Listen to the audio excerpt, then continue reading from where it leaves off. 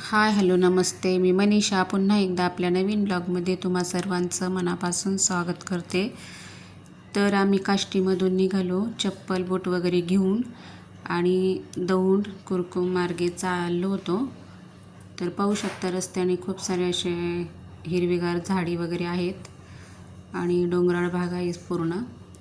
दिसत असेल तुम्हाला व्हिडिओमध्ये. तर पाहू शकता बाजूने असं मस्त डोंगर आहे आणि खूप छान वाटत होतं आम्हाला. मस्त मज्जा करत चाललेलो आम्ही आणि सगळ्या मुलांना खूप आनंद उत्साह होता. आणि नंतर आम्हाला जेवणासाठी थांबायचं पण होतं पुढं. तर पाहू शकता किती मस्त अशी झाडी वगैरे आहे बाजूनी.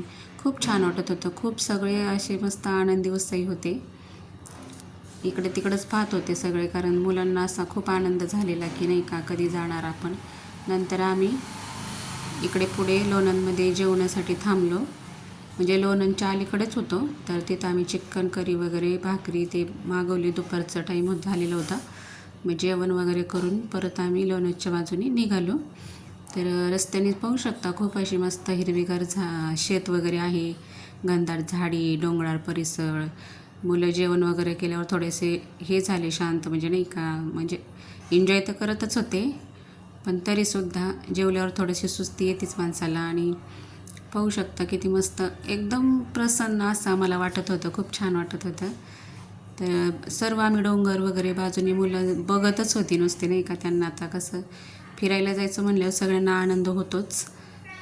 तर पाहू शकता आणि रस्त्याचे पण कामं चालू होते, त्याच्यामुळं रोडनी पण थोडंसं खराबच होता रोड पण तरी पण आम्ही खूप एन्जॉय करत गेलो. आणि पाहू शकता बाजूला खूप असं छान एकदम निसर्गरम्य वातावरण. आतमध्ये गाडीत गाणे वगैरे लावलेले. खूप असं छान मज्जा मस्ती करत गेलो. तर ही नदी वगैरे लोणंदच्या पुढची म्हणजे लोणंदमधलीच असेल. तर हा माझा छोटासा ब्लॉग तुम्हाला कसा वाटला कमेंट करून नक्की सांगा. आवडल्यास लाईक शेअर सबस्क्राईब करा. बाय.